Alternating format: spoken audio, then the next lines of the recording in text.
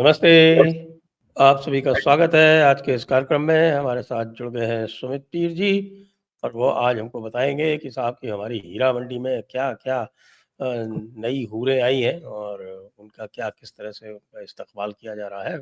बाकी आप सभी से अनुरोध है कि कृपया चैनल को सब्सक्राइब कर लें, वीडियो को लाइक कर लें और बेल आइकॉन भी अवश्य दबा लें। और भारत विचार 1 अभी लेटेस्ट आपके चैनल? जी, भारत विचार प्लस। भारत विचार प्लस। तो भारत विचार प्लस सुमित पीर जी की चैनल को भी अवश्य सब्सक्राइब कर लें। तो सुमित पीर जी कैसे हैं आप? हमने सुना नमस्कार सर। आपके जो हमसाया हैं उनके ऊपर ड्रोन से हमले शुरू हो गए हैं साहब। टीटीपी वालों ने एक ब्रिगेडियर साहब को रुखसत कर दिया। ये क्या हो रहा है? मतलब अब ड्रोन भी चलेंगे, मैन पैड्स भी चलेंगे, तो फिर ये सब कहाँ से आ रहा है? क्या रहा है? ब्रिगेडियर भी अब महफूज नहीं है बन्नू कैंट में। तो सर, सबसे पहले तो आपको नमस्कार और सभी दर्शकों को प्रणाम। भगवान श्री गणेश का नाम लेते हुए शुभारंभ करते हैं। सर, सारी गलती जो है ब्रिगेडियर साहब की है। देखिए, ब्रिगेड हेडक्वार्टर में ब्रिगेडियर को नहीं रहना चाहिए। अगर जान बचानी थी, उसे अपने घर में बंकर में छुप के रहना चाहिए था। अगर वो ब्रिगेड हेडक्वार्टर में बैठेगा तो मरेगा ना। तो क्या किया बेचारे तहरीके तालिबान वालों ने, एक ड्रोन चला दिया, ब्रिगेड हेडक्वार्टर पे गया और जाके मर गया। और इनको अगर ये लगता है कि ये तुर्किया के ड्रोन लाएंगे, ये चीनी ड्रोन लाएंगे और इनके पास ही ड्रोन आएंगे और उसी से ही हमला करेंगे, ये तो गलत भ्रांति है इनकी। ब्रिगेडियर को समझना चाहिए था, अभी जो पीछे म्यांमार में हुआ, बहुत सी ऐसी आजकल घटनाएं हो रही है जिसमें मैं भारत आपको ये नापाक। बताऊं, वहां पे भी जो जितने भी ड्रोन पकड़े गए ना उसमें इंडियन ड्रोन कोई नहीं था। वो तो हम तो ना हाँ बोलते ना बोलते। अब हमारे पास प्रभु की कृपा से कई कंट्रियों से, कई जगहों से व्यवस्थाएं बनती हैं। तो ये जरा इनको समझना चाहिए आजकल। देखिए, मैं एक चीज जानता हूँ संजय सर, जो आप आसमान की बात करें, बारिश गिरती है, बर्फ गिरती, ओले गिरते हैं। ड्रोन और मिसाइलें फोकट में नहीं गिरती। ड्रोन और मिसाइलें अगर आसमान से टपकेगी, किसी ने टपकाई है, किसी ने तो गिराई है, बट हमें कुछ पता नहीं होता। आज हमारा जो डॉक्ट्रिन है वो है स्ट्राइक, डिनाई और डोमिनेट। एसडीडी वाले डॉक्ट्रिन पे काम करते हैं, सब कुछ काम तमाम कर देते हैं। जो दुश्मन है सोते सोते ही मौत की गोद में सो जाता है और जब अगले दिन उठता है तो पता लगा वहां तो कुछ भी नहीं बचा। अब म्यांमार के बाद जो हमारे दुश्मन, ये बांग्लादेश में हो, वो पाकिस्तान में हो, वो कहीं भी, उन्हें समझना चाहिए। और ड्रोन एक ऐसी चीज है जो कोई भी कहीं से चला सकता है, उसका कहीं से भी व्यवस्था हो सकती है। और अगर अब ब्रिगेड कमांडर में एक ब्रिगेड कमांडर ब्रिगेड के अंदर मारा गया, मेरे हिसाब से गलती उसकी है। भाई, ये तुम्हारा क्षेत्र नहीं है, तुम्हारी टेरिटरी नहीं है, तुम क्या कर रहे हो ब्रिगेड कमांडर के अंदर? मतलब मौत का इंतजाम कर रहे हो। तुम्हें पलायन करना चाहिए, तुम्हें वर्दी उतार के भाग जाना चाहिए पंजाब, क्योंकि तुम्हारा यहाँ बलूचिस्तान हो या केपी के हो, तुम्हारा यहाँ कोई काम नहीं है। अब जो खबरें आ रही है मैनपैड से, वो हेलीकॉप्टर भी गिरा दिया। अब देखिए, टेक्नोलॉजी एडवांस हो रही है, इन्हें क्या लगा रशियनों के खिलाफ ही ये यूज होगा, इनके खिलाफ कभी यूज नहीं हो सकता। सर, यूज तो हर एक के खिलाफ हो सकता है जब तक ये, अगर ये चाइना की गोद में बैठेंगे, ये तुर्किया के साथ इस्लामिक टेक बनाएंगे। और इनको क्या लगा, पीछे जो इन्होंने एक अनाउंसमेंट किया दबे लफ्जों में, उन्होंने कहा जी हम UAVS बना रहे हैं, अनमैन्ड एरियल व्हीकल सिस्टम, जिसमें हमारा चाइना हमें AI देगा, सॉफ्टवेयर देगा, टर्की से हार्डवेयर प्लस चाइना से सॉफ्टवेयर, चाइना से भी हार्डवेयर आएगा। तो हम ये बना के भारत को टारगेट करेंगे, भारत की शांति को भंग करने का प्रयास करेंगे, भारत के बॉर्डर्स को पियर्स करने का काम करेंगे। वैसे भी इनके बॉर्डर, अगर आजकल ड्रोन देख रहे हैं आप, इनके पहले 1 किलोमीटर तक आते थे, अब लगभग लगभग 2.5 किलोमीटर अंदर तक आ रहे हैं। फिर इनकी हरामखोरी शुरू हो गई है, वो ड्रग्स, हथियार बेचना। तो अगर ये ऐसा आपको करेंगे। लेटेस्ट बता दूं, जी, पाकिस्तान ने शाहीन 3 लॉन्ग रेंज मिसाइल का, बैलिस्टिक मिसाइल का टेस्ट किया। वो टेस्ट फेल हो चुका है और उसका फट गई मिसाइल ना। का रैकेट जो है वो डेरा बुक्ती डिस्ट्रिक्ट बलूचिस्तान में पाया गया है। अब चूंकि बलूचिस्तान में गिरा तो छुपा भी नहीं सकते थे। हाँ, छुपा भी नहीं सकते, छुपा भी नहीं सकते। अब सर देखिए, चाइनीज माल तो चले तो चांद तक, नहीं तो रात तक, ये तो इन्हें भी पता होना चाहिए। अब चाइना की अपनी PL-15 पिट गई, चाइना के अपने हथियार पिट गए, शी जिनपिंग ने 30-32 लोग की गर्दनें उड़ा दी। तो इन्हें तो, ये पाकिस्तानियों को पता होना चाहिए भाई ये चाइना का माल है। देखो, शाहीन उस पर लगा लो, गाजी, गजनवी, अमीन, अमीना, जो मर्जी लिखवा दो, कहानी तो वही है ना, है तो चाइना का माल। अब यहाँ पे जो आप देखिए, इनकी जो आजकल मनोदशा है वो ये है, अब मरे तो तब मरे, कब मरे तो कब मरे। अभी पीछे बीएलएफ का देखिए, कुछ दिन पहले की बात है, 3-4-5 दिन पहले की बात है, उन्होंने एम्बुश किया एक मेजर को, ये तो ऑफिशियल हो गया, एक मेजर और कम से कम 12-14 लोग तो उन्होंने वहां मार दिए, ये तो खुद मानते हैं एक मेजर और 14 लोग मरे थे। फिर ये भी कह रहे कि 10-20 क्रिटिकल है, ये आईएसपीआर मानता है एक मेजर और 14 लोग मरे। उन्होंने कहा नहीं, नंबर इतना बड़ा नहीं, नंबर छोटा, पर आईएसपीआर ने पहली बार माना हाँ मेजर मरा था, हाँ बीएलएफ ने एम्बुश किया। उसके पहले ऑपरेशन बॉम्ब हुआ, फिर बीएलएफ का एम्बुश हुआ। वो कोई एक कभी बीएलए करता है, कभी इन्हें बीएलएफ मारता है, राइट, और कभी ब्रास वाले मारते हैं, कभी तहरीके तालिबान वाले मारते हैं। अगर आप देखिए पाकिस्तान में वही 10-12 का नंबर जो पाकिस्तानी फौज का वो जारी है। और इनको एक बात बिल्कुल क्लियर समझनी चाहिए कि अगर ये भारत के खिलाफ कुछ भी करेंगे तो उसका जवाब कहीं ना कहीं से मिलेगा, कहीं ना कहीं से कुछ ना कुछ ऐसी अप्रिय घटना हो जाएगी। और अब देखिए सर, मेजर मरता है, ब्रिगेडियर मरता है, कर्नल मरता है, क्योंकि अब ये जो गाज है, मेरे को ये अच्छी स्ट्रैटेजी लगती है। अब या फुट सोल्जर्स को मार के कुछ नहीं होगा, ये जो बड़े बड़े लोग को निपटाने का काम हो रहा है ये बहुत उत्तम काम है, क्योंकि जब तक ये अफसर नहीं मरेगा ना, जब तक इसके घर से जनाजा नहीं उठेगा, जब तक इसके घर में मातम नहीं मनेगा, तब तक ये जहादी सुधरेंगे नहीं, क्योंकि इनके लिए सिपाही तो कुछ है ही नहीं। कह रहा है सिपाही मर गया, जहादी मर गया, क्या फर्क पड़ता, अफसरों का मरना जरूरी है। और अब जो मुझे पीछे को देख रहा हूं मैं हफ्ते भर से, अफसरों की मृत्यु का अशुभ समाचार आ रहा है कि पाकिस्तान की ये मारा, और टारगेटेड अटैक भी देखिए ना जबरदस्त। अब देखिए हेलीकॉप्टर की बात करें संजय सर, हेलीकॉप्टर में भी बड़े लोग घूमते हैं, ब्रिगेड हेडक्वार्टर में ब्रिगेडियर मर जाता है। अब जो बीएलएफ वाला क्या, बीएल आईएसपीआर खुद कहता है जी मेजर मर गया, उसका नाम भी दिया था उसने, ये मेजर मर गया, ये अफसर मर गए। तो धीरे धीरे पाकिस्तान में जो भी ये कुछ कर रहा, हमें तो कुछ पता नहीं, जो भी कर रहा वो एक सही लेवल पे जाके कार्रवाई करा रहा है, एक सही लेवल पे जाके उनको निपटाने का काम कर रहा है। बाकी इनका दोस्त चाइना हो, इनका दोस्त टर्की हो, इनके दोस्त कोई काम नहीं आने वाले। इनको एक चीज तो समझनी पड़ेगी कि पंगा तो लोगे। चाइना का जो माल है, चाइना के जहाज तो है वो हवा में उड़ते उड़ते गिर जाते हैं, जैसे अभी बांग्लादेश में एक इनका हाँ, F7 गिर गया। जी, और ये यहाँ पे भी कितने सारे JF-17 और J-10 ये सब दिखाई पड़ रहे हैं, सब गिरे हुए इधर उधर। सर ये जो F7 गिरा, बेसिकली इसकी कहानी क्या है संजय सर, F7 जो है ये J7 है।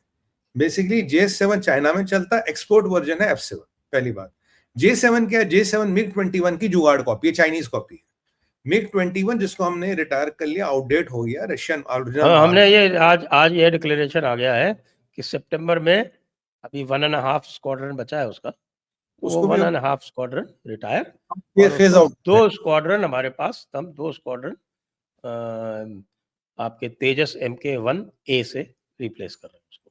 बिल्कुल। अब देखिए ये जो 21 था हमारे ओरिजिनल था, पर थोड़ा एज्ड हो गया था तो उसमें दिक्कतें आ रही थी। इन्होंने 21 की कॉपी बनाई F7, अब J7 को एक्सपोर्ट किया F7। अब देखिए इसकी कहानी में एक छोटा सा पेच है। ये जो जहाज बनाता है शिंगडू एविएशन बनाता है। शिंगडू एविएशन वही जो 6th जनरेशन वाला जिसने शगुफा उड़ाया था ना, वही वाली कंपनी है। तो अब इसने क्या किया सर, 2013 में इन्होंने ये लाइन बंद कर दी। कह रहा भाई ये लाइन बंद कर दो, अब आगे नहीं बनाएंगे। पर जो बचा कुचा माल था, जो अब कबाड़ वबाड़ पड़ा था, वो उठा के बांग्लादेशियों को बेच दिया। जो होता है ना लेफ्ट ओवर स्टॉक, कबाड़ वबाड़ फैक्ट्री वैक्ट्री में पुराना माल बांग्लादेशियों को हाँ बेच दिया। हाँ हाँ, क्लियरेंस सेल। जैसे क्लियरिंग सेल ना, वो टूटा फूटा माल जिसमें डेंट हो, इंजन चलता हो कभी ना चलता हो, ये बेचारे बांग्लादेशियों को बेच दिया।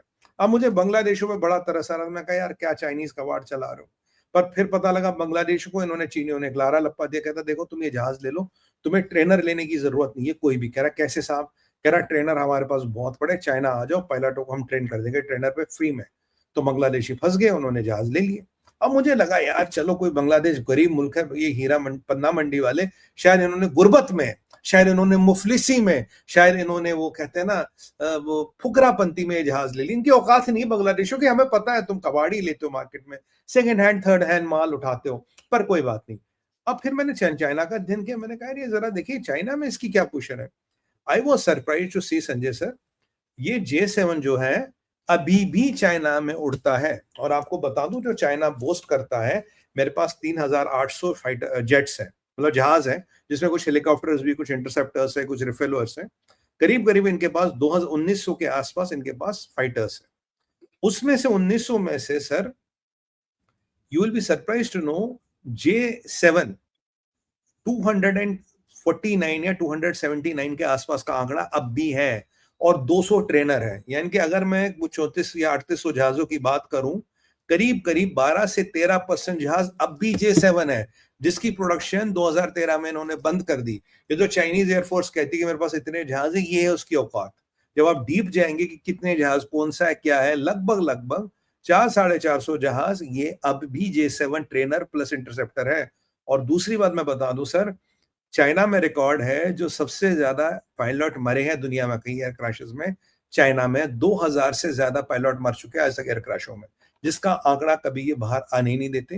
They have lost more than 2000 pilots in air crashes, but China कौन पूछता है, मर गया खाम खत्म। तो ये जो बेचारा बांग्लादेशी मरा, मुझे तो दुख हुआ, स्कूल पे गिर गया, स्कूल में बेचारे छोटे छोटे बच्चे पढ़ रहे थे, और टीचर मर गए, बच्चे मर गए, बेचारा पायलट मर गया।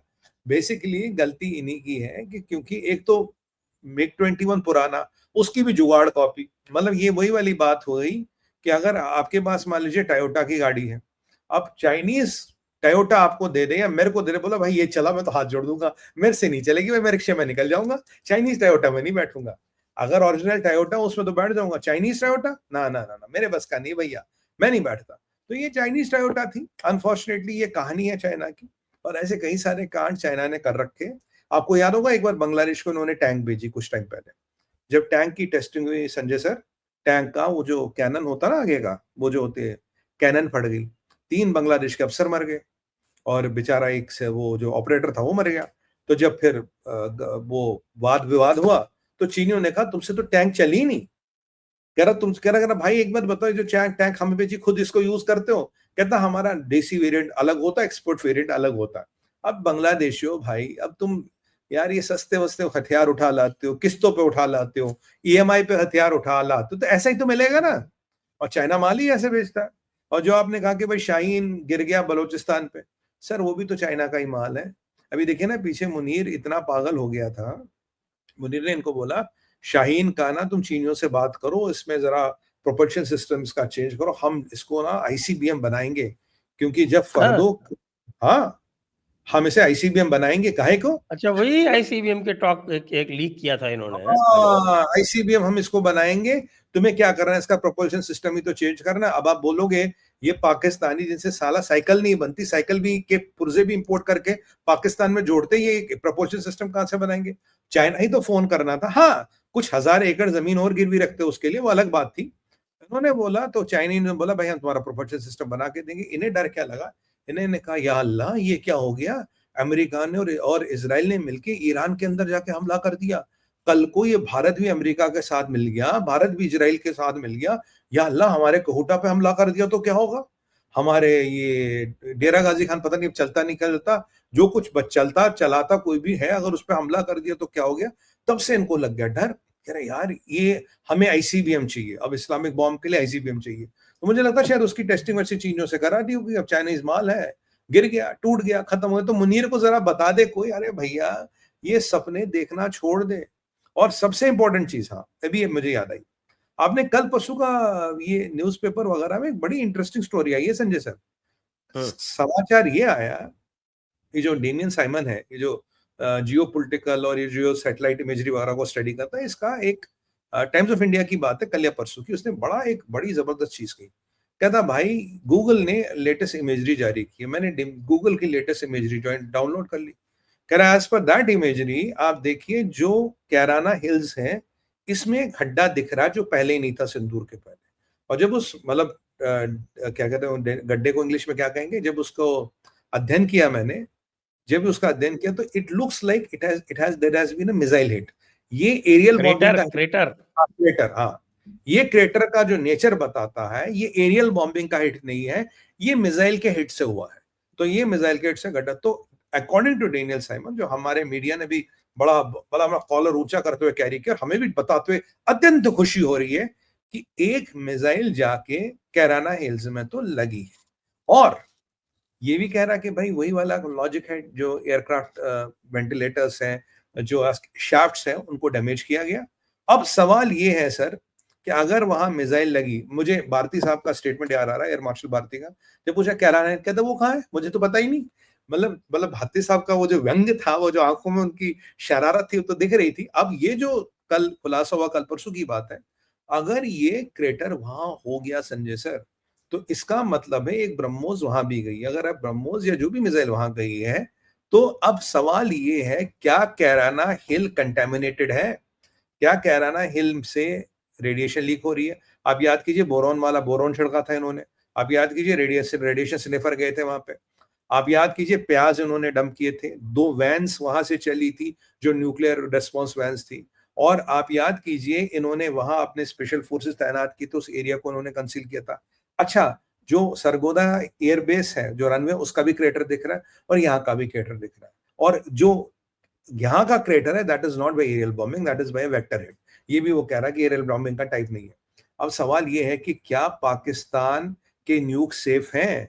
क्या साइट कंटेमिनेटेड है या नहीं है? इंटरनेशनल एटॉमिक एनर्जी एजेंसी बताए, क्या वो साइट लीक कर चुकी है? और अगर लीक नहीं है, तो क्या दुनिया को ये नहीं मानना चाहिए कि पाकिस्तान के nukes are no longer safe? तो क्या पाकिस्तान आज न्यूक्लियर पावर है, नहीं है? ये जो पीछे शाहबाज ने पलटी मारी, जो शाहबाज कह रहा भैया हम तो न्यूक्लियर बम यूज ही नहीं करेंगे, हम तो भारत के खिलाफ भी यूज नहीं करेंगे, हम तो सोच भी नहीं सकते। तो मैं पूछ रहा हूँ शाहबाज मियां, क्या तिलों में तेल है? क्या तुम्हारे पास कुछ बचा है? सवाल तो ये है। क्योंकि सर एक लॉजिक है, मैं आपको बताऊं, अगर किसी भी न्यूक्लियर साइट में एक्सीडेंट हो या हिट हो, मतलब 99% तो ऐसे एक्सीडेंट होता है, अगर हिट होती है तो एक शटडाउन प्रोटोकॉल होता है, आपको एक प्रोटोकॉल के तहत उसको शट डाउन करना पड़ता है। सवाल लोग ये उठाने लगे आजकल, मैं पिछले 2 दिन से देख रहा हूं, क्या कैराना हिल्स साउथ एशिया का चेरनोबिल तो नहीं बन रहा है? देखिए चेरनोबिल में भी कुछ टाइम लगा था रेडिएशन पकड़ने में, एकदम नहीं आई थी, कुछ टाइम के बाद रेडिएशन पकड़ी गई। क्या पाकिस्तान कुछ छुपा तो नहीं रहा? क्या पाकिस्तान ये तो नहीं बता रहा कि इनके पास न्यूक्लियर बम नहीं है? अगर इनके पास न्यूक्लियर बम नहीं है तो खुद सोचिए, यूपी पुलिस को अगर आदेश दिया जाए तो कितने कितने घंटे में लाहौर जीत आएगी? मुझे लगता है 6-8 घंटे में लाहौर जीत आएगी फिर। तो ये वाली जो बात है, ये भी बड़े इंपॉर्टेंट चीजें हैं कि कैराना हिल में हुआ क्या। अटैक तो हुआ सर, पक्का अटैक हुआ, क्रेटर वहां है, ये कंफर्म्ड है। और अगर ये हिट हुआ तो क्या इन्होंने साइट बंद कर दी? क्या वहां हो, मतलब what the hell has happened there? और यही लॉजिक जो अब लोग ये भी कर रहे हैं, इसी इसी लॉजिक को अगर आगे ले जाए, अगर आप ये 18 जुलाई की वॉशिंगटन पोस्ट में एक बड़ा अच्छा आर्टिकल आया था, वो कहता भाई यूएस इंटेलिजेंस का एक रिपोर्ट आया, कहता साहब जब आपने फर्दो, नेटैंस और इस्फहान को हिट किया, देवर लाइव साइट्स, वहां काम चल रहा था तब। तो जब आपने हिट किया तो ये माना जाता संजय सर, 80 से 90% चांस है कि साइट कंटेमिनेट होगी, रेडिएशन लीक हो ना हो, बट साइट गेट्स कंटेमिनेटेड। और आज मैं सवाल पूछता हूँ इनसे, जयपुर डायलॉग के माध्यम से, मुझे पता है ये तो जाएगा, मेरा वीडियो वहां तक पहुंच जाएगा। जयपुर डायलॉग तो बेचारे वीपीएन लगा के भी देखते हैं ना, क्योंकि हम उनकी बहुत तारीफ करते हैं। तो भाई एक बात बताओ, तुमने हमारे 26 भाई मारे थे और तुमने बोला था हमारी बहन को, मंजूनाथ जी की पत्नी को, जाके मोदी को बोल देना। लिस्ट जारी की थी ना तुमने, ये लोग मरे, ये लोग, हिंदुओं को मारा था। आज मैं पूछता हूं, अगर तुम एक ही बाप की औलाद हो तो जरा ये लिस्ट जारी करो, कैराना हिल में कितने मरे, कौन कौन मरा? नूर खान में कितने मरे, कौन कौन मरा? जरा उसकी लिस्ट भी तो जारी हो, हमें भी तो पता है कि लिस्ट कैसी होती है। देखो हमने तो, हमारी अनफॉर्चुनेटली जारी हमने कर दी, करनी पड़ी हमें, क्योंकि वो हमारे शहीद हैं, हमें उन पर गर्व है, उन्होंने देश के लिए जान दी। पर तुम्हारे यहाँ कितने चूहे मरे, कितने बिल्ले मरे, या कितने वो, जैसे हमने बालाकोट किया था, तुमने बोला कुछ कौवे मरे, गिरे मरे थे, कुछ नारियल के पेड़ गिरे थे, क्या वो कुछ कुत्ते बिल्ली मरे थे उसके अंदर? अगर हो तो, अगर उनका कोई नाम वाम है तो वो जरा जारी करो, हमें भी तो पता लगे। देखो अगर हिट हुआ है, जो अब बिल्कुल बिल्कुल गूगल इमेज बता रही है, अंदर लोग मरे हैं, 110% मरे हैं, कौन कौन मरा, कितने? अच्छा न्यूक्लियर साइंटिस्ट कितने थे, ये आईएसआई वाले कितने थे, ये तुम्हारी मिलिट्री इंटेलिजेंस वाले कितने थे, ये सिक्योरिटी वाले कितने थे, टेक्नीशियन कितने थे? यार इतनी बड़ी साइट है तुम्हारी, आर&डी होता, सब कुछ होता, माशाल्लाह बहुत पुरानी साइट है। और अगर वो हिट हो गई तो लोग तो बहुत मरे होंगे ना, रेडिएशन भी बहुत फैली होगी, बहुत लोगों को अभी कैंसर ऑफ वार्डों में जमा दाखिला मिला होगा, करवाया होगा आपने। जरा ये लिस्ट भी जमा करवाइए, क्योंकि हमें भी जरा तुम्हारी लिस्ट चाहिए। एक बाप की औलाद हो तो लिस्ट जारी करो, कितने मरे, बताओ कितने मरे। तुमने बोला था ना मोदी को बोलना, बोला था ना मोदी को बोलना, मोदी जी ने सुन लिया। अब हम तुम्हें पूछ रहे हैं, जरा तुम अपनी लिस्ट जारी करो, कितने मरे। और तुम्हारे फील्ड मार्शल को बड़ा शौक था कि घर में घुस के मारूंगा। अब बताओ जरा, तेरे घर में घुस के कितने मारे, ये लिस्ट बताओ। सर आप बताइए, क्या हमें कैराना हिल्स की लिस्ट नहीं मिलनी चाहिए? नूर खान की लिस्ट नहीं मिलनी चाहिए? कितने मरे? सवाल ये है। जी। बड़ी मुश्किल है साहब। अब आप ये देखिए कि भारत जो है वो लगातार आगे बढ़ता चला जा रहा है, जी। रुकने में नहीं आ रहा है। हमारे भाईजान लोग जो हैं वो शाहीन 3 नहीं लॉन्च कर पा रहे, और भारत जो है वो 61,000 करोड़ का उसने आपका इंजन डेवलपमेंट प्रोग्राम एमका का वो चालू कर दिया। उसके अलावा आप देखें तो इतने सारे नए मिसाइल्स जो हैं, ख़ास तौर से जो एयर टू एयर मिसाइल्स हैं, कोई आकाश प्राइम। लोरा है, कोई अस्त्र है, कोई LDHCM है, पता नहीं क्या-क्या हो रहा है साहब, डेली नए अनाउंसमेंट। मतलब ये क्या उचित है कि आप एक बेचारे गरीब, भीख माँगने वाले मुल्क को आपके साथ कॉम्पिटिशन में लगाएँ? क्या करना चाहते हैं आप? ये भारत ऊपर की से सरासर। हमारे ये जो एयर डिफेंस वाले जो हैं, DGE, director general of air defence, उन्होंने कहा एक इंटरव्यू में, एक क्या पॉडकास्ट में, ये कहा कि साहब कि ऐसा है कि PAF ने इंडियन फाइटर्स के पास आने का आने की कोशिश की सिविलियन एयरक्राफ्ट के पीछे छुप के। हाय हाय हाय हाय। तो हाँ, पाकिस्तानी उसकी बेअदा और है। वो ये कह रहे हैं कि we have to talk loudly and everywhere about it so that next time they try something like this we should shoot down their civilian airlines getting used as cover for hostilities against India। क्या मतलब क्या कोई आप रहमो करम कुछ रखोगे या नहीं रखोगे कि पूरी तरह से उनको खत्म करना चाहते हो? ये आप वसुधैव कुटुंबकम का ये तो सिद्धांत नहीं है। आखिरकार नेहरू जी क्या सोचेंगे? हाँ, ये बड़े अच्छे आपने प्रश्न सर, बड़ा अपना विषय रखा है। सबसे पहले तो देखिए, हम दुश्मन को एक बार नहीं मारते, हम तिल-तिल करके, तड़पा-तड़पा के, मतलब ना रोज़ उसको वो रोज़ जीता है, वो रोज़ मरता है, वो पाकिस्तान है, वो रोज़ उनको मारते हैं। अब लिक्विड देखिए, आप ऑक्सीजन। हाँ, लिक्विड ऑक्सीजन में रखते हैं और लिक्विड जीने नहीं देता, ऑक्सीजन मरने नहीं देता, और हाँ। हम तमाशा देखते हैं। देखिए अभी जो जो हम देखिए, जब से मोदी जी आए हमने तो दर्जनों में मिसाइलों की टेस्टिंग कर दी। मुझे नहीं लगता किसी देश ने इतनी ज्यादा टेस्टिंग कर ली। और अभी जो हमने कल परसों जो टेस्टिंग की है, ये जो आकाश प्राइम की टेस्टिंग की है, इससे चाइना और पाकिस्तान दोनों को समाचार गया। क्योंकि सर हमने जो ये टेस्टिंग की है इंटरसेप्शन की, आकाश सीरीज का ही मिसाइल है, और इसमें इसकी कुछ 5-6 विशेषताएं मैं आपको बताता हूँ। ये आकाश सीरीज का ही मिसाइल है। हमने इसकी टेस्टिंग की सर 15,000 फीट पे। अब तक कोई देश दुनिया में ऐसा नहीं है जिसने वेरीफाइड टेस्टिंग और इंटरसेप्शन किया हो 15,000 फीट पे, किसी ने नहीं किया। क्यों? जब आप उस लेवल पे टेस्टिंग करते हो, दो तीन चीजें होती है। एक, आपका ऑक्सीजन एयर प्रेशर 40% गिरता है, आपका ऑक्सीजन लेवल 40% गिरता है, और आपका सबसे इंपॉर्टेंट बात है, जो रडार होता है वो इतना एफिशिएंट नहीं रहता, और जो गाइडिंग सिस्टम है वो भी इतना एफिशिएंट नहीं रहता। हमने 2 बार फायर किया इनको, और जो हमने जो टारगेट सिमुलेट किए थे, there was simulated as CH series Chinese drones, जो इनके पास हैं, जो डॉजिंग ड्रोन्स कहते हैं उन्हें, वो टारगेट को डॉज करते हैं। हमने उनको सिमुलेट किया था, दोनों को हिट किया है, पहले एक बार, दूसरे को 2 बार। इसमें कई सारे फीचर्स हमने डेवलप किए हैं। एक नया RF का ट्रैकिंग सिस्टम हमने इसका जो है डेवलप किया है।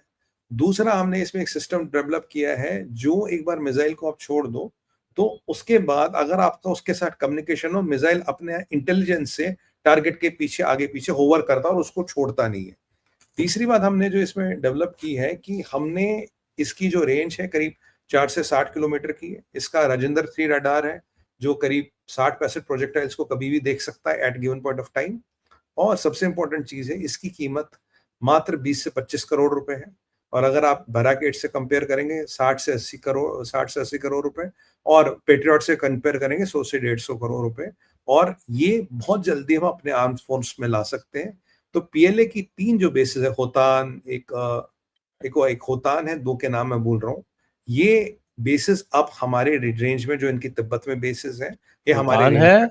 होतान है, हाँ, एक काशगर है। कासगर है, और एक और है, क्या नाम है उसका, गोरी, स्लिपिंग माय हेड। तीसरा नेम कासगर है। ये तीनों बेसेस जो है हमारी हिटिंग रेंज में आ गई है। RF जो हमने इसका डेवलप किया, इसका रडार्स को एडवांस कर दिया है। भारत मात्र एक ऐसा देश है जिसने ये टेस्टिंग करके दिखाई है, HQ-19 चाइना कहता है ऐसा कर सकता है, पर इतने हाई ऑल्टीट्यूड पे किसी की टेस्टिंग नहीं है। ये कीर्तिमान भारत को मिला है। तो अब आप LAC की बात करें, अब आप LOC की बात करें, आप सियाचिन जैसे हाई बैटलफील्ड की बात करें, तो जो वहां से इनको लगता था कि भाई भारत की वल्नरेबिलिटी है वो खत्म हो गई है। दूसरी बात, इसकी विशेषता एक तो ड्रोन्स को अटैक करेगी, हेलीकॉप्टर को अटैक करेगी, आपके जो क्रूज मिसाइल्स आते हैं ना सर, लो फ्लाइंग क्रूज मिसाइल्स, उनको ठोकती है ये। या आपके जो लो फ्लाइंग एयरक्राफ्ट आते हैं, जो बिल्कुल बहुत लो फ्लाइंग आते हैं, वैसे भी उस हाइट पे एयरक्राफ्ट ज्यादा वेट नहीं कैरी कर पाता, लो फ्लाइंग ही रहना पड़ता है उसको, उसको हिट कर सकती है। और ये बहुत बड़ी अचीवमेंट है भारत की। और ये आपके जो आकाश तीर है उसकी मिड रेंज में आएगा, या स्पाइडर लोअर साइड में, आपका S-400 on the higher side, ये मिड रेंज में वहां फिट होता है। तो ये इंटीग्रेटेड वो हमारा आकाश जो डिफेंस सिस्टम है उसमें भी फिट होगा, और स्टैंड अलोन भी चलेगा। सबसे अच्छी बात है, 8x8 के प्लेटफॉर्म पे, 8x8 के प्लेटफॉर्म से आप इसको लॉन्च कर सकते हो। You don't need silos, you can launch it from a mobile platform. 8x8 का प्लेटफॉर्म जो टाटा का है, उस पे आप इसको माउंट करके लॉन्च कर सकते हो। तो मैं ये मानता हूं कि ये बहुत बड़ी उपलब्धि है, और ये ड्रैगन को और ये भिखारियों को, दोनों को ये जरा उनकी औकात बता दे। क्योंकि ये जो सोच रहे थे तिब्बत उब्बत के साइड से आएंगे, वहां यहाँ से आएंगे, वहां से आएंगे, अब वो वाला विकल्प भी धीरे धीरे बंद हो रहा। आप जो जनरल चौहान की बात सुनेंगे तो उन्होंने बोला, भाई पिछले जमाने के हथियारों से हम आने वाला युद्ध नहीं जीत सकते, आगे आने वाला युद्ध जीतना है तो नया हथियार, नए दौर का, नए जमाने का हथियार चाहिए। और मुझे लगता है जिस लेवल के और जिस सदर पे भारत हथियार डेवलप कर रहा है, शायद ही कोई वैसा हथियार डेवलप कर रहा है। मतलब सर बहुत अच्छी। और जो चाइना के खासकर CS सीरीज के ड्रोन्स हैं, जिसपे चाइना बड़ा नाज करता था, भाई ये they can dodge targets, they can dodge this, उसी को सिमुलेट करते हुए हमने 2 हिट्स करके दिखा दिए।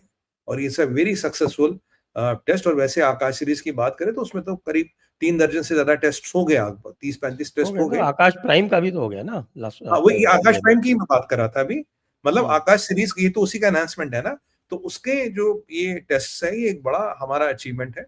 ये चाइना और पाकिस्तान दोनों के लिए, जहां इनके जेट रखे रखाए गिर जाते हैं, वहां हमने ऐसी आज आज मैं देख रहा था, पाकिस्तान यूट्यूबर्स का एक चल रहा था, कह रहे थे कि साहब S-400 तो भारत ने अनपैक ही नहीं किया।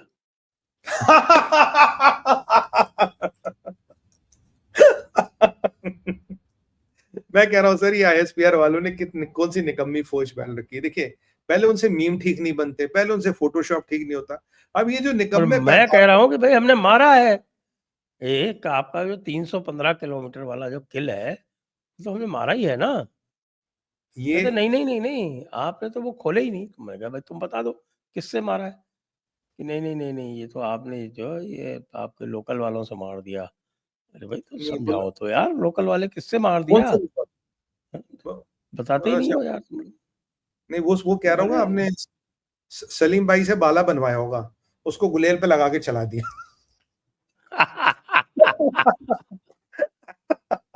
और भाई पाकिस्तानी है ये। सर बहुत इनकी ISPR की फौज बहुत निकम्मी है, बहुत नालायक है। अब वैसे हाँ, इनको बता दें, ब्रह्मोस के 15 मिसाइल फायर हुए थे, और ये भी माना जाता है कि S-400 के 11 मिसाइल हमने चलाए थे। We have used it 11 times, and all wherever it was used, जिस काम के लिए भी यूज किया गया, पूरी 100% रिजल्ट है उसका। ब्रह्मोस के 15 मिसाइलों ने क्या कर दिया वो सब दुनिया को जानती है। और जो जब हमने S-400 यूज किया 11 times, it has delivered 100% result whatever the target was assigned. तो इनको तो बस ये सर, ये जामा मस्जिद और सलीम भाई के आगे तो देख ही नहीं सकते ना। अब जैसे इन इन बेचारों के लिए तो वही पता कि वही जो बनाएंगे गुलेल पे लगाएंगे। अब वो क्या था, वो आपको ताहिर एक हुसैन। एक नया प्रोजेक्ट है, प्रोजेक्ट कुशा, उसका ध्यान है? उस प्रोजेक्ट कुशा में जो उसकी जो M3 वाली जो मिसाइल है, उसकी रेंज है 400 किलोमीटर। और जी, चूंकि वो इंडिया की अपनी है, तो आप कभी भी हम्म, वो चाहो, जब चाहो तब वो 400 को 600 कर लो। कभी भी कर। और और अभी उसकी जो बेसिक M1 है, उनके टेंडर हम्म, वेंडर भी निकल गए उनके ट्रेलर्स वगैरह के लिए। वो M1 इज 150, M2 इज 250, और M3 पहले 350 किया था, उसको कर दिया 400। और मैं अभी बहुत आदमपुर से, आदमपुर जानते हैं आप, यहाँ पे हमारी जी, एक बटालियन स्टेशन है S-400 की, जिसको इन्होंने कहा था कि हमने उड़ा दिया। हमने उड़ा दिया वहां जिसके से सामने। साहब, वहां से इस्लामाबाद केवल 349 किलोमीटर है। मतलब आप चाहते पाकिस्तान में आज रात को कोई सोए ना, आप चाहते हो आज रात का खाना ना खाएं, मतलब डरा रहे हो ना आप कि सोना मत, मतलब आप सर एक बात ना हम बताओ। उसको क्यों जलाएं? हमारे जो LDHCM है, ब्रह्मोस 2.0 हाइपरसोनिक वाली, उसको कह रहे हैं कि साहब कि हम वो मार्क 2 पे, तेजस मार्क 2 पे इंटीग्रेट भी कर देंगे। वो तो 1500 किलोमीटर की है। मतलब आप सोचते हो कि क्वेटा में भी कोई खाना ना खाए? सर आपकी ये नहीं, नहीं, बात हम देखो। तो वहाँ की नहीं, हम तो बीजिंग की बात कर रहे हैं। अच्छा, बीजिंग बीजिंग वालों को डरा रहे हो, ठीक है। और क्या? ये क्योंकि ये ये जो सारी अभी, की सारी तो हमारी सबमरीन्स जो हैं, न्यूक्लियर सबमरीन, उन पे चलेंगी ना। हाँ, ये उन पे चलेगी। और जो अभी हम कौन सी है वो मिसाइल थी वो, कौन सी 6 थी सर, नाम भूल गया मैं। क्या थी वो जिसकी हम अभी आया था कि हम उसकी भी टेस्टिंग जल्दी करने वाले हैं। कौन सा था वो, जिसकी range which is range is much bigger, और उससे लगभग आप इस्तांबुल तक भी टारगेट कर सकते हो, यूएस के ईस्टर्न कोस्ट तक भी वो पहुंचेगी। फॉरगेट द हाँ, नेम। हाँ, वो तो हमारी अग्नि 5 वाली है ना वो। नहीं नहीं, एक अ, एक 6, है। एनीवे, हाँ, हाँ, वो K6। के सिक्स, यस। के सिक्स की भी तो टेस्टिंग की अब खबरें तो आ ही रही है। अब जिस दिन हमने के सिक्स टेस्टिंग कर ली, तो आपका खलीफा हो या बीच में कोई भी ईरान वीरान कोई भी हो, ये तो यूएस के ईस्ट कोस्ट तक पहुंचेगी। और अब आप सोचिए, जब हमारे पास जो अभी हमारे पास सबमरीन्स है, S4 है, S5 की तो हम अरिंदम की तो देखिए हम टेस्टिंग कर रहे हैं, अभी सी ट्रायल चल रही है। मुझे कोई कह रहा था ये अरिंदम से भी लॉन्च हो सकती है। अगर नहीं, अरिंदम नहीं, से लॉन्च, देखिए वो अरिंदम नहीं है, वो क्या है कि अरिहंत और अरिघात, ये 2 लॉन्च हो चुकी हैं, हाँ, ये भी इंडक्ट हो जिस, चुकी हैं, दे आर हाँ, इंडक्टेड। करेक्ट। तीसरी है अरिदमन, वो हाँ, अरे डिलीवर दमन, हो गई है। हाँ अरिदमन उसकी सी के ट्रायल कर, ट्रायल्स चल रहे हैं। हाँ, और अभी अगर उसी उससे, क्लास की न्यूक्लियर सबमरीन्स, ये एसएसबीएन है। हाँ, एसएसबीएन एसएसबी, होता है, एसएसबीएन होता है, शिप जिसको सबमरीन बोलते हैं बोर्ड, बैलिस्टिक हाँ, मिसाइल सबमरीन। हम्म, एसएसएन होता है attack, nuclear attack submarine, SSN. और डीजल जी इलेक्ट्रिक की नॉर्मल जो सबमरीन होती है अटैक वाली, वो होती है एसएसके। तो जी, एसएसके, एसएसएन, एसएसबीएन, ये, ये तीनों भारत बना रहा है। एसएसएन की डिजाइन जो है सबमिट हो गई हैं। जी। और ये जो अब हम आने वाले टाइम में जो इनकी S4 तो हमारे पास है, S5 S6 भी बनाएंगे, और ये आप संभवतः S5 से भी लॉन्च कर सकते हो, जिसकी भी फील्ड ट्रायल्स हो रही है। तो S6 में हम आने वाले टाइम में बनाएंगे, तो जब ये मिसाइल हमारे पास आ जाएगी विद S5, मुझे लगता है दुनिया में कोई ऐसी जगह नहीं होगी जहां फिर हम हमारे क्षेत्र से दूर जाएगी फिर। वी कैन हिट अब एनीबॉडी एनीवेयर। आपके पास है ना वो अग्नि 5 मर्व, उसकी रेंज बताते हैं ये 5 से 8, एक्चुअल में उसकी रेंज है 15 से 20। उत्तम, उत्तम। तो मैंने कहा जब जब ये जब ऐसी मिसाइलें कोई टेस्टिंग वेस्टिंग होती है, मैं तो भारत जरा, जो है वो भी ट्राई करता है कि साहब कि ज़्यादा डरे नहीं अमेरिका और यूरोप। हाँ, अमेरिका ज़्यादा ये बेचारा, डरेगा, यूरोप ज़्यादा डरेगा, तो फिर हो सकता है कुछ रोड़े अटकाए, कुछ बगैर मतलब की पिंचिंग करे। तो इसलिए आप भारत चाहते हो, भी थोड़ा कूल रहता है अपने आप में। नहीं आजकल तो देखिए हम बोलते कहाँ करके दिखाते हैं ना, आजकल बोलने तो हमने छोड़ ही दिया। पहले हमारा स्टाइल होता था बात मुलाकात फिर लात, अब सीधा लात, ना बात ना मुलाकात, सीधा लात मारते हैं ना। देखिए म्यांमार में क्या किया, सीधा ही तो लात मारी है सर, कहाँ बात मुलाकात करते हैं, जाके सीधा ठोक देते हैं। अब वही वाला सिस्टम चलता। अब वैसे बाय द वे ये ऐसे मिसाइलों की टेस्टिंग हो हमने रही कुछ है, नहीं किया म्यांमार में, आप क्या कह रहे हैं? हमें तो कुछ पता ही नहीं, पता नहीं कहाँ से कह के लोग कह रहे हैं कि हमने किया, ऐसा लोग कहते हैं हमने किया है, हम पे नहीं, ऐसा आरोप वो लगाया उल्फा वाले कह रहे हैं, उल्फा वाले कह रहे हैं। और पता चला कि जाता है। ये उल्फा वाले जो हैं, इन्होंने इसलिए चिल्लाए हैं कि वो कह रहे हैं कि साहब ये तो मान ही नहीं रहे। तीसरी स्ट्राइक थी ये, पहली नहीं थी। तीसरी, हाँ तीसरी थी सर, तीसरी थी। तो ये पर हमने, तीसरी स्ट्राइक थी, तो तीसरी वाली में फिर ये ज़ोर-ज़ोर से चिल्लाए, जिससे लोगों को पता चले कि साहब देखिए अब उनके ऊपर जो है वो बेचारे गरीब आतंकवादियों के ऊपर किस तरह का अत्याचार हो रहा है। और इनके तो सारे लीडर भी निपटा दिए। अब सुनने में आया था कि जो निपटने वालों की संख्या 100 के आसपास पहुंच गई है, और एमनिशन डंप वंप जो भी था खत्म हो गया। ये सर हरकत कर रहे थे ना, ये जब डॉक्टर जयशंकर साहब चाइना पहुंच रहे थे, तो इनका इरादा था कुछ यहाँ कुछ कांड करने का। जैसे आप देखिए इनकी पॉलिसी हमेशा रहती है ना कि जब जब भी शी जिनपिंग यहाँ आया, कभी डोकलाम कराया, कभी गलवान किया, मतलब ना एक कहते हैं ना डिप्लोमेसी ऑफ डोमिनेंस, कि डोमिनेट करके भारत को डिप्लोमेसी चलाओ। तो अब की बार जरा हमने डोमिनेंस कर दिया, ऐसा लोग कहते हैं, मैं नहीं कहता, ऐसा लोग कहते हैं। और सोच देखिए जिस दिन डॉक्टर जयशंकर साहब उतरे हैं, पांव रखा है चाइना में 5 साल बाद, उसी दिन सुबह सुबह ये कांड हो गया। अब किसने किया हमें तो पता नहीं, बट किसी ने किया, अच्छा ही किया है। और जरा ये बीजिंग को भी जरा कुछ समझ आ जाए कि यार वो टाइम निकल गया, वो जो तुम्हें पहले टाइम लगता था वो निकल गया, वो 1962 का भारत नहीं है, जरा संभल के रहना बेटा।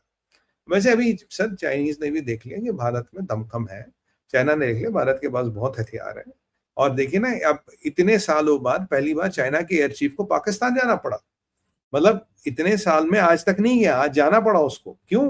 कहता यार एक बात बता अल्लू के पट्टो, तुम्हें इतना ये सामान दिया, अपनी वाट लगवा दी, हमारा भी नाम खराब कर दिया, मार्केट में हमारे एक हथियारों को कोई लोहे के बाद में भाव नहीं खरीद रहा, सबने ऑर्डर कैंसिल कर दिया तुम्हारे चक्कर में, कंपनियों के शेयर गिर गए, मतलब किस मिट्टी के बने हो तुम? तो उन्होंने कहा बोला साहब देखो, आपने जुगाड़ हथियार बना लिए, हमें पता था लोहा था तो हमने कबाड़ी को बेच दिए, तो हमने तो कुछ खा कमा लिया। हमने कुछ खा कमा लिया, ये तो पाकिस्तान की फितरत है साहब, देखो हमें कुछ तो बेचना है ना, हथियार नहीं तो लोहा ही बेच देते हैं। देखिए हम तो पैदाइश ही ऐसे है, हम फौजी कम चोर ज्यादा है। वैसे ये मुनीर तो कफन चोर है, कबर चोर है, तो बोले ये हमारा फील्ड मार्शल भी ऐसा ही है, हम भी ऐसे ही है, हमारा काम है ये करना। अब मुझे लगता है कि इनको ऑपरेशन सिंदूर के बाद ये तो पता लग गया कि भारत का एक आक्रामक रुख है, भारत मानेगा नहीं, और सर मानना भी नहीं चाहिए, और जो भारत कर रहा बहुत अच्छा कर रहा है, यही करना चाहिए। और मैं हमेशा ये कहता हूं कि आप जो करना करिए, कभी आप don't accept it, don't propagate it, but do whatever you have to do. ये आप 2-3 बार में आपका विरोधी खुद ही समझ जाएगा, आपको कुछ कहने की किसी को जरूरत नहीं है, आपके विरोधी खुद ही समझ जाएंगे आपकी क्षमता कितनी है और आपका सैन्य बल कितना है। और म्यांमार के केस में देखिए, वैसे हमने तो कुछ किया नहीं, पर जिसने भी किया, अब भारत की सेना न किसी को, आपको जवान को लाइन पार करानी, ना बंदूक चलानी, ना कुछ करनी, टेक्नोलॉजी के माध्यम से तनातन तनातन तनातन खत्म। This is the best way of striking the heart of enemies. वैसे ये बांग्लादेश तक भी इनकी रेंज तो होगी, और पाकिस्तान में भी काफी क्षेत्रों तक होगी, मालदीव वालदीव तक भी होगी। अब देखिए ना आपका मालदीव वाला कितना समरसॉल्ट कर रहा है, मोदी जी को बुला रहा है सर 60वें इंडिपेंडेंस डे पे। मुज़्ज़ो मुज़्ज़ो हाँ, मियाँ जो हैं वो पूरा समरसॉल्ट कर रहा है ना, लंबलेट हो गए हैं, लंबलेट, अष्टांग प्रणाम साष्टांग कर रहा है दंडवत सर। हाँ, प्रणाम। क्योंकि आप देखिए जिस मोदी जी के विरोध में वो सत्ता में आया, राइट, इंडिया आउट, आज 60वें इंडिपेंडेंस डे पे मोदी जी को चीफ गेस्ट बनाया, गेस्ट ऑफ ऑनर बना के बुलाया है। वैसे हमारे पार्लियामेंट में कल कुछ कह रहे थे कि मोदी जी को नहीं जाना चाहिए था, मैंने पार्लियामेंट चल रहा, तो मैंने कहा अच्छा उनको बोलते कि 1 महीने बाद सेलिब्रेशन मनाओ, करो अपनी। पर ठीक है, वो अलग बात है। तो यहाँ पे ये देखिए मुजू की हालत कितनी खराब हो गई। सर जो भारत का नया अध्याय भारत लिख रहा है ना आजकल, मिलिट्री डिप्लोमेसी, पहले क्या था, डिप्लोमेसी उसके बाद मिलिट्री, अब है ये मिलिट्री ये डिप्लोमेसी, बता क्या समझेगा मिलिट्री, ये जैसे दो हाथ दो है, ये मिलिट्री है ये डिप्लोमेसी है, बता क्या समझेगा। मिलिट्री आती है तो मिलिट्री समझ ले, डिप्लोमेसी समझ आती है तो अब ये फेल होगी उसके बाद दूसरी आएगी, ऐसा नहीं, एक ही सिक्के के दो पहलू है, जो तुझे समझ आता वो समझ ले, ये समझ आता तो इससे बात करेंगे, ये समझ आता तो ये थप्पड़ मार कर ले, मतलब सीधे हाथ का थप्पड़ और उल्टे हाथ का लापड़, तो जो तुझे समझ आता वो समझ ले भाई। ये सबके लिए यही पॉलिसी होनी चाहिए, और यही स्ट्रैटेजी ही भारत की बहुत उत्तम है और बहुत काम आने वाली है। बाकी पाकिस्तान के फेल्ड फील्ड मार्शल का एक और खुलासा हुआ सर कल। अच्छा हाँ, यही तो मैं भाई नाम लेने जा रहा था, मैंने कहा हाँ, आपने बात ही नहीं की अभी तक फील्ड मार्शल हाँ, की। हाँ, फील्ड फील्ड मार्शल की। देखिए फील्ड फील्ड मार्शल तो पीछे श्रीलंका गया था, कहता मेरे लिए होटल वोटल बुक करो, मैं बहुत बड़ा आदमी बन गया हूँ, और कहता मैं बाकी कंट्रियों में भी जाऊंगा, पर वो होता ना सर, कहते हैं ना वो जबरदस्ती का मेहमान, लोग चलो बर्दाश्त कर रहे हैं। कल ये आदिल राजा जो है, जो लंदन में रहता है, इसने खुलासा किया, कहता जी इन पाकिस्तानियों की नई रणनीति है। कहता क्या है जी? कहता मैं आईएसआई में काम करता था, मुझे पता है। कहता ये क्या करते हैं, जिसको के भी जो भी मतलब पाकिस्तानी बाहर गया या जो भी कोई बाहर गया जिससे इनको खुंदक है, तो ये उस गवर्नमेंट को डोजियर भेजना शुरू कर दिया उन्होंने फील्ड मार्शल के अंदर कि जी आतंकवादी है, इसका आतंकवाद से संगठन है, इसका इस लश्करी तोयबा से कहीं न किसी से ये अपना हिसाब किताब बिठा देते। कारण क्या है संजय सर? इनके यहाँ ये कुत्ते बिल्ली की तरह तो ऑर्गेनाइजेशन, हर गली कोचे में किसी का न किसी का दफ्तर है, किसी के लेटर छपवा दो जी आदिल राजा का ये कुछ है जी, ये राजी प्रूफ। अच्छा वहां की गवर्नमेंट्स को दिया, कह रहा है मैं मेरे को ये पिछले कई महीनों से साल से तंग कर रहे थे, तो मैंने क्या किया, तो यहाँ की गवर्नमेंट को वो सब्सटैंशियल नहीं रहा। फिर उन्होंने क्या किया, अब इनका नया तरीका है, ये क्या करते हैं कि वहां एक अपना पट्टा ढूंढेंगे लंदन में या कहीं पे भी, इनका जो पट्टा है, ये जो टकला जहादी, ऐसे कई सारे पट्टे पाल रखे हैं इन्होंने, इनको ढूंढेंगे, बोलेंगे इस आदमी पे केस कर दे। वो उसको लीगल मैटरों में फंसाने की कोशिश करता है, डेफेमेशन, XYZ, तूने मेरे कुत्ता चुराया, तूने मेरी बिल्ली चुराई, कुछ भी करके इस पे 8-10 केस डाल दो। अब वो जो 8-10 केस डालते हैं, अब फॉरेन कंट्रियों में लीगल सिस्टम बड़ा महंगा है, तो उस बेचारे को हैरास करने के लिए केस पे केस, केस पे केस, केस पे केस डालते रहते हैं। अगर वैसे नहीं चला तो दूसरा उस कंट्री की सिस्टम को, लीगल सिस्टम को अपने पट्टों द्वारा मैनिपुलेट करा के आदमियों को तंग करने का काम करते हैं। इसे ये कहते हैं लीगल स्लैप। एक तो ये कहानी इसकी फील्ड मार्शल की आई है कि अब ये ऐसे लोगों को तंग कर रहा है, ऐसे लोगों की मतलब कोई ये प्रताड़ित करने का काम कर रहा है। ये इसकी नई कार्रवाई है। बाकी एक और अपडेट था, मेरे दिमाग से अभी निकल गया, मैं आपसे सोच ही रहा था, I will talk next on that, would just skip my mind. तो ये फील्ड मार्शल का संजय सर एक नया तरीका लोगों को तंग करने का, क्योंकि इनके बस यही फील्ड अब मार्शल ने हेलीकॉप्टर्स यूज़ करने शुरू कर दिए हैं वापस बलूचिस्तान में और पख्तूनिस्तान में। अच्छा, हेलीकॉप्टर गनशिप्स, हुँ।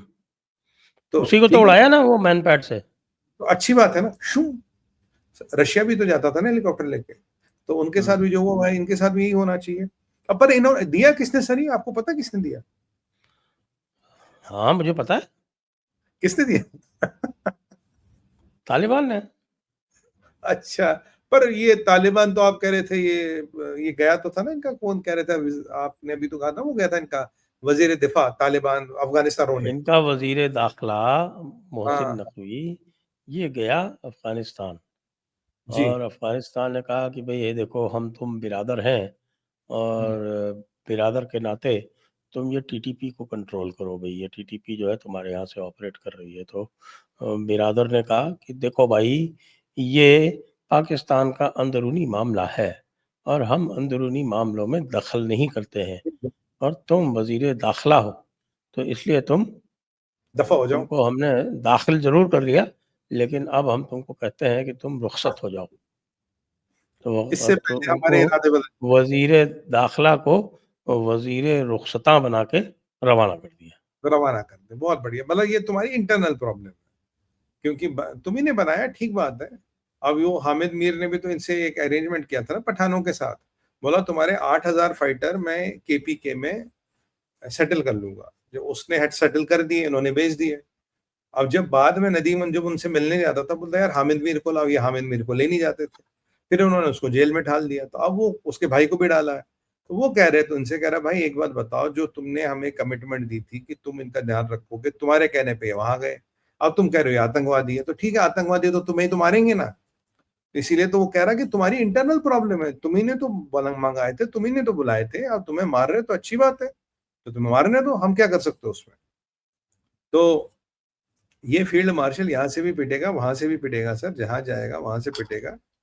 और एक something which is I keeping my mind, बड़ा इंपॉर्टेंट अपडेट था पाकिस्तान का। एक तो ये था, एक ये इसका यूके वाला था। शिट, अब मेरे को याद आएगा, मैं I will come back to that. तो बट ये तो तालिबानों ने भी तो इनको खूब खूब इनकी मरम्मत की है, अच्छी तरह से ठोका पीटा इनको। और बलूचिस्तान में भी अब सोचिए, हाँ सीपेक भी तो धुल गया था ना सर, सीपेक भी तो धुल गया, कहाँ बचा सीपेक, बाढ़ आ गई ले गई। हाँ संजय सर, बाढ़ आ गई, सीपेक धुल के ले गई। हाँ, बता रहे हैं, यही खबर आई कि तो अच्छी बाढ़ में बात, सीपेक धुल गया धुल गया। और अब चाइना कह रहा है कि हम वापस पैसे नहीं लगाएँगे, मरम्मत तुम करो। ये इनके कह रहे हैं पास कि साहब मरम्मत तो हमने आज तक ज़िंदगी में की नहीं, हम तो इनके एक पास ही संजय मरम्मत जानते हैं। सर, इनके पास कफन खरीदने का पैसा नहीं, मरम्मत कहाँ से करेंगे? इन्होंने बोला नहीं है सर, कफन खरीदने के पैसे नहीं, मरम्मत कह रहे हो, कहाँ से करेंगे? हाँ, कह रहे साहब हम तो अपने टैंक और एयरक्राफ्ट नहीं रिपेयर करते हैं, आप कह रहे हो और फिर रोड रिपेयर आप कर दो। रोड रिपेयर करने, ऐसे रोड रिपेयर करने के लिए रखी है क्या? बोला ये पाकिस्तान में कोई रिपेयर वेपेयर नहीं होता। यहाँ तो कब्रों पे भी वो जो कोई यंग लड़की मर जाए तो बेचारी की कब्र पे वो लोहे का दरवाजा लगा के ताला लगाना पड़ता है। वहां वो सेफ नहीं है, तुम कह रहे हो रोड रिपेयर कर लो। बोला ऐसे कैसे हो जाएगा? तो मतलब ये पाकिस्तानी भी कभी नहीं सुधरेंगे। और इनका फील्ड मार्शल का, हाँ इसका ये जरदारी के साथ भी तो कुछ चल ही रहा था ना, पता नहीं उसमें कुछ ज्यादा मूवमेंट। अरे साहब, ये जरदारी जो है ना, ये भी बंदा मास्टरपीस है, ऐसे नहीं कोई आसानी से जाने वाला। सर बहुत पुराना चावल है। ऐसे थोड़ी चला जाएगा। नहीं, ये नहीं जाएगा, ये इस पे भारी पड़ेगा, ये आराम से नहीं जाएगा। और इमरान खान भी तो फिलहाल टिका हुआ है कहीं ना कहीं। हाँ, बिल्कुल। बिल्कुल जबरदस्त टिका हुआ ही ये है देखिए, अभी। आप ये देखिए कि ये इमरान की डेथ की जो अफ़वाह चली थी, वो कहाँ से चली थी? ये इन्होंने जरदारी नहीं चलाई होगी, और कौन चलाएगा? यस, जरदार और कौन क्योंकि चलाएगा, जैसे ही फायदा। इमरान की डेथ की बात आएगी, वैसे ही तो डॉक में कौन आएगा? फील्ड मार्शल, हाँ, field marshal. 100%। Failed field marshal, failed field marshal, sorry, F, failed, failed भी लमाना सब जरूरी है। फेल्ड फील्ड मार्शल डॉक में आएगा, क्योंकि अल्टीमेटली फायदा तो सबसे ज्यादा उसी को होगा ना। अगर इमरान को कुछ हो गया तो फायदा जरदारी का है। फेल्ड मार्शल को तो कुछ नहीं मिलना। इमरान खान जिंदा उसके बहुत काम का, मरा हुआ इमरान खान उसके किसी काम का नहीं है। पर वो मरा हुआ तो इमरान खान ये जरदारी। ये जो आई थी खबर, वो ये थी क्योंकि वो जो अडियाला जेल जहाँ वो बंद है ना इमरान खान, जी। वो अडियाला जेल जो है वो सिविलियन कंट्रोल में है, वो आर्मी के कंट्रोल में नहीं है। अडियाला जेल में वो नाम भी आया था कि साहब इसने उसको मार दिया है पर्टिकुलर, हमने इसके ऊपर वो भी किया था कि भाई ये ऐसी-ऐसी खबर आई है, लेकिन मैं बता दूँ ये हमने इसको कैveat दिया था कि साहब कि ये अफ़वाह चल रही है। सही भी हाँ, हो सकती है, नहीं भी हो सकती है। बाकी तो पाकिस्तान में वो कुछ भी हो। हाँ, तो अडियाला जेल में बताते हैं कि साहब उसको मार दिया गया। जो बंदे का नाम भी आया था, मैंने उसमें मुझे अभी याद नहीं आ रहा। मैंने उस वीडियो में बताया भी था कि ये बंदा है, ये सुपरिटेंडेंट है यहाँ या डिप्टी सुपरिटेंडेंट जेल का, जिसने ये काम किया है। तो उसके बाद आपने देखा कि वो जो आसिम मुनीर की जो मुहिम थी, वो थोड़ी ठंडी पड़ गई। ठंडी पड़ आसिम गई, मुनीर हाँ। ने कहा कि यार ये पहले ये चेक करो कि साला कहीं वाक़ई वाक़ई कोई ना मार दे उसको। मार मार दो। दे तो इंटरनेशनल इश्यू बन जाएगा और मेरी जो प्रेसिडेंसी जिसके लिए मैं इतनी मेहनत कर रहा हूँ, वो चली जाएगी। वो तेल लेने जाएगी, उसी दिन डूब तेल जाएगी। तेल लेने जाएगी। उसी दिन डूब जाएगी। पर सर ये जरदारी से भिड़ नहीं पाएगा, बहुत बहुत कमीना है वो। मतलब उस कमीनपंती में तो बहुत आगे इससे। उसने तो ऐसे हुँ, कई सारे आते जाते देखे। और एक बार देखिए, नवाज का भाई, शहबाज का भाई नवाज, अभी वो मुशर्रफ से पहला शादी। इलेक्टेड प्रेसिडेंट था जिसने 5 साल पूरे किए। हाँ, और शहबाज का भाई नवाज देखिए सर, इसने मुशर्रफ को हैंडल नहीं किया। मुशर्रफ ने इसको बंद किया, सऊदियों से अपने पैसे दिलवाए, फिर गया, फिर कहा वापस नहीं आऊंगा, फिर सही टाइम पे वापस भी आ गया। मुशर्रफ भी कब्र में है, वो तो अब भी माशाल्लाह हाले हयात है।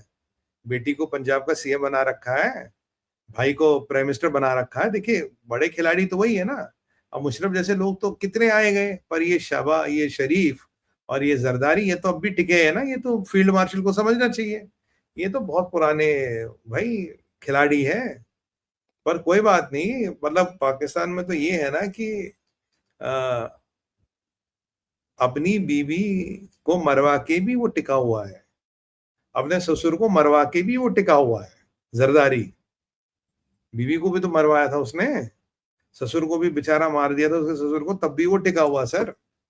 मतलब मैयतों पे राजनीति करना तो पाकिस्तान में एक फैमिली ट्रेडिशन है ना। पर ये तो फील्ड मार्शल को समझना चाहिए यार, ये पॉलिटिशियनों के बहाने नहीं, कहाँ कहाँ तक हाथ पैर है, क्या क्या इन्होंने कर रखा। तुम इनसे नहीं संभलोगे। और कुछ भी कहिए, सऊदियों ने पैसा तो दिया था ना नवाज इसको, नवाज शरीफ को छुड़वाने का। They paid money to Musharraf, तभी तो छोड़ा था उसने। तो अब इनका कहीं ना कहीं एक वर्चस्व तो है ही ना कहीं एक इनका स्टैचर तो है ही। ये तो फील्ड फील्ड मार्शल को समझना पड़ेगा। और वैसे भी इसके यहाँ भी सर डिवीजन है। काफी इसके लोग कहते हैं भाई तू भारत से क्यों पंगे ले रहा है, why are you bloody fighting Bharat, तुम्हें मिलेगा क्या, हम लड़ नहीं पाएंगे भारत से। और अब की बार जो इनकी धुलाई पिटाई हुई है, कि again they are sensible, they should not, कि तुम काहे को भिड़ रहे हो भैया, तुम्हें क्या मिलेगा भिड़ के। तो तुम्हारा जो पाकिस्तान है वो भी नहीं रहेगा, और हालत तो बद से बदतर होगी। और मुझे याद आ रहा है जब फील्ड मार्शल लोगों को कह रहा था, आ जाओ रेको डेक से अपना ये माइनिंग करो, मैं तुम्हें प्रोटेक्शन दूंगा। अब तुम्हारी अपनी फौज का प्रोटेक्शन नहीं हो रहा उस क्षेत्र में, तुम लोगों को प्रोटेक्शन दोगे। सर पाकिस्तान आज भी खत्म, कल भी खत्म। जक़ात खैरात वाला मुल्क है, एड वाला मुल्क है। और ये अब धरती पे बोझ बन चुके हैं। चाइना को भी यहाँ लग रहा है यहाँ पैसे पूरे डूबेंगे। और चाइना की जो इन्होंने साख मिट्टी में मिलाई है, चाइना के वेपन्स को इन्होंने लिटरली एक्सपोज कर दिया। तो अब आप देखिए ना ऑपरेशन चाइना की सिंदूर। मार्केट ही खत्म हो गई आर्म्स की। सर, ऑपरेशन सिंदूर के बाद एक बड़ा डेवलपमेंट ये हुआ, आप देखिए जब चाइना के हथियार इतने पिटे, ट्रम्प भी आज जरा मुतमईन बैठा, कह रहा है इनके बस का कुछ नहीं है। ताइवान ने सर सबसे बड़ी एक्सरसाइज अनाउंस कर दी 10 दिन की, होंगक्वांग, होंगयोंग, 10 दिन की एक्सरसाइज। आज तक ताइवान के इतिहास में इतनी नहीं हुई, इतने बड़े रिजर्व, इतने चाइना तो मतलब चाइना के तो कानों से धुआं निकल रहा है, उन्हें उन्हें पता लग गया इनकी औकात कुछ नहीं है। मतलब अगर आप उसका एनालिसिस करें, जब सिंदूर में इनकी पिटाई हुई ऑपरेशन सिंदूर में, तो ताइवान का जिगरा बढ़ गया, कहता है चलो यार 10 दिन की एक्सरसाइज करते हैं। 20,000 रिजर्व, सारे शिप, सारे जहाज। और पीछे आप देखिए 2 या 3 दिन पहले सर उन्होंने, संजय सर, ताइवान में दे डिड वन थिंग, अचानक दिन में, अब ये एक्चुअल हुआ था नहीं हुआ था, ताइवान के आसमान में जहाज आए, fighter jets, and they had this military protocol वगैरह सब कुछ था। ताइवान पिछले कई सालों से अपने रिजर्व्स को ट्रेन कर रहा, हर सिविलियन की ट्रेनिंग हो रही है। अपने जो 7-11 टाइप सेंटर्स है उनमें कमांड एंड कंट्रोल सेंटर बनाए हैं, जिसमें एक फैक्स और एक एनालॉग लाइन होगी। अगर सब कुछ कटेगा, how do you run command and control? वो है, ट्रेनिंग है, सिविल वॉलंटियर्स है, लोगों को बंदूकों की ट्रेनिंग दे रहा है। इसलिए कि अगर चाइना गलती से लैंड भी कर गया, जो ताइवान में उसका लैंड करना इम्पॉसिबल है, क्योंकि चाइना को उससे 2.5 गुना शिप चाहिए to land there and facing all the fire. अगर लैंड कर भी गया, how to fight and kill Chinese on the roads, उसकी ट्रेनिंग है। बाकायदा लोगों को, मिलियंस ऑफ लोगों को उन्होंने मिलिट्री ट्रेन किया जो सिविलियंस है। अब जो पीछे ही एक्सरसाइज चल रही थी, अब पता नहीं उस दिन क्या हुआ, ताइवान के आसमान में फाइटर जेट्स सुनाई दिए। फाइटर जेट सुनते ही एक जो अलार्म बजा, which was a real time wall alarm, sir 2.5 घंटे के लिए पूरी ताइपी रुक गई, पूरी मिलिट्री सड़कों पे आ गई, लोग शेल्टरों में चले गए, जिनके बंदूकें अलॉकेट थी, they took out their guns, they put on their vests and they were patrolling the roads. अब ये अब तक पता नहीं है कि वेयर दे चाइनीज जेट्स और वेयर दे ताइवानीज जेट्स। उस दिन जो ताइवान की तैयारी देखी गई, मतलब 4-5 दिन पहले की बात है, तो पूरा चाइना, क्या पूरा वेस्ट स्तब्ध हो गया कि इतनी लेवल की तैयारी इनकी, ऐसे ये तैयार हुए पड़े हैं। तो अब इवन चाइना में भी जो बाकी 3 फैक्शंस हैं जो इसको, शी को अपोज करते, हुजनताओ और बाकी 2 फैक्शन, तो कहते तुम्हारा दिमाग खराब है। मतलब यार ये, मतलब ताइवान को अगर हमें कब्रिस्तान बना के हमें मिलेगा क्या? हमें ताइवान चाहिए लाइव एंड किकिंग। तो फायदा भी है, the way you are doing it will get कब्रिस्तान आउट ऑफ ताइवान। वो किसी काम का नहीं है, और तुम ताइवान के चक्कर में अपनी ऐसी तैसी कराओगे, यू विल लूज चाइना। तो ताइवान ने ऐसी तैयारी की, और ऑपरेशन सिंदूर के बाद उनका भी हौसला मजबूत हो गया, कह रहा है इनके बस का कुछ नहीं, इनके हथियार कुछ नहीं चलते। और ताइवान के पास देखिए सारे हथियार इंपोर्टेड है, अमेरिका के है, फ्रांस के है, जर्मनी के, सब मतलब वेस्ट के हथियार है। और ताइवान तो हमसे भी हथियार मांग रहा है, ब्रह्मोस मांग रहा है। मुझे लगता है हमें ताइवान को ब्रह्मोस देना चाहिए, और ताइवान की एम्बेसी यहाँ भारत में खोलने का परमिशन देना चाहिए, और हमें और अमेरिका को मिलके वन चाइना पॉलिसी को बिल्कुल निरस्त करना चाहिए। We should get rid of that, कि भाई वो है one of China course, policy what sustainable one नहीं है। चाइना, तिब्बत हमारा है। बिल्कुल, तिब्बत हमारा, तुम्हारे बाप का है क्या वन चाइना? और अभी प्रेमा कुंडू जी ने बोला ना, जो हमारे अरुणाचल के सीएम है, उन्होंने बड़ा अच्छा स्टेटमेंट दिया, बोला यार हमारी बाउंड्री तो तिब्बत से है, हमारी चाइना से थोड़ी ना है। अब ये जो दलाई लामा जी का बर्थडे बर्थडे हमने मनाया, तो इनको मिर्चें तो लगी है ना, तभी तो इनको एक्टिवेट किया गया था इनको, जो अब भगवान के पास पहुंच गए, ऊपर जो ऊपर पहुंच गए जो आतंकवादी, इनको तभी तो एक्टिवेट किया था ना इन्होंने, कि भाई ये दलाई लामा मलाई लामा को देख के वो हो रहे हैं। जब जिस दिन डॉक्टर जयशंकर पहुंचे, उस दिन या उससे एक दिन पहले कोई नॉर्थ ईस्ट में बड़ा कांड कर लो, so that Chinese dominance will be seen. पर अब की बदलाव का उल्टा पड़ गया, कहानी उल्टी पड़ गई, और वो सब के सब ऊपर निकल गए।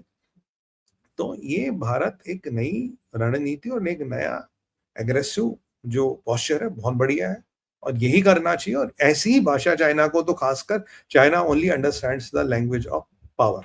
बिना पावर के आप चाइना को टैकल नहीं कर पाओगे। आपके पास शक्ति होगी, आप चाइना को क्या, चाइना का बाप भी टैकल हो जाएगा। और मैं आपको हमेशा कह रहा था, चीनी लड़ सकते, चीनियों को कुछ भी करा लो, ये पीछे हिजबुल्ला को हथियार देंगे, हमास को देंगे, दाएं को देंगे, बाएं को देंगे, पर चाइनीज कभी लड़ने नहीं आएगा सामने। अब क्या कर लिया इन्होंने ताइवान का, बताइए? कुछ नहीं कर पाए। ताइवान ने इतनी बड़ी एक्सरसाइज कर ली, क्या कुछ कर लिया इन्होंने ताइवान का? कुछ नहीं कर पाएंगे ये। हाँ, कभी मजबूर होंगे तो कुछ हमला हमला करने की कोशिश जरूर करेंगे ये, बट अल्टीमेटली ताइवान ने भी ऑपरेशन सिंदूर के बाद इनको बताया तुम्हारी औकात नहीं है। और ये जो आज अमेरिका, आज वेस्ट हो, सबको यही कह रहा है कि भाई तुम्हारी औकात नहीं है।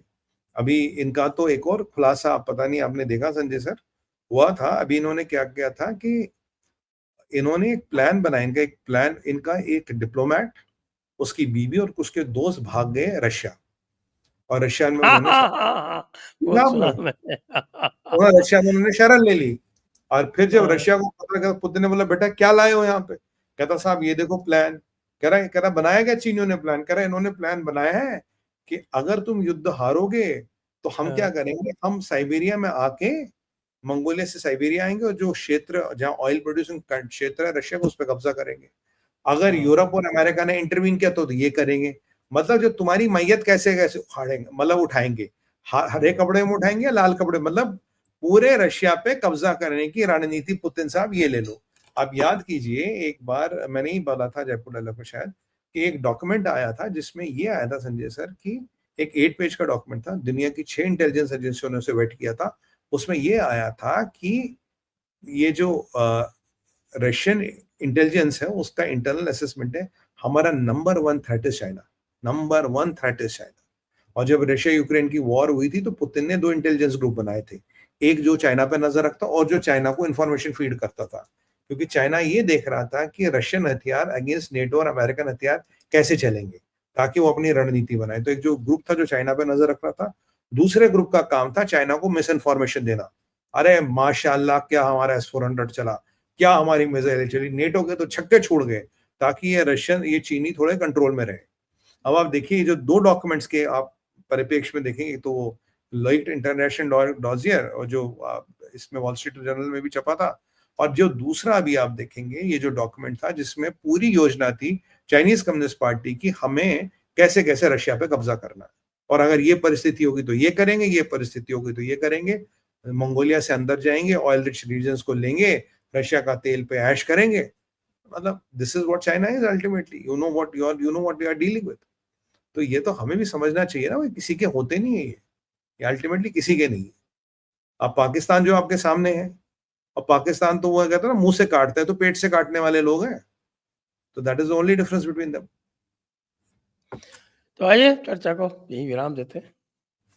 इस सारी चर्चा से तो यही लग रहा है कि साहब कि बेचारा पाकिस्तान जो है इसको चाइना लगता है बीच अधर में छोड़ेगा कहीं किसी दिन, और खुद के बचाने में लगेगा। वो अपनी इसी बचाने में लगा सर। एग्ज़ैक्टली। तो चर्चा यहीं पर विराम देते हैं। सभी दर्शकों को बहुत-बहुत धन्यवाद, और हमारे सुमित पीर जी को भी बहुत-बहुत धन्यवाद। जय हिंद, जय भारत, वंदे मातरम। संजय सर आपको, दर्शकों को बहुत धन्यवाद, साधुवाद। भारत माता की जय, वंदे मातरम, ओम नमः पार्वती पतया, हर हर हर हर हर महादेव। महादेव।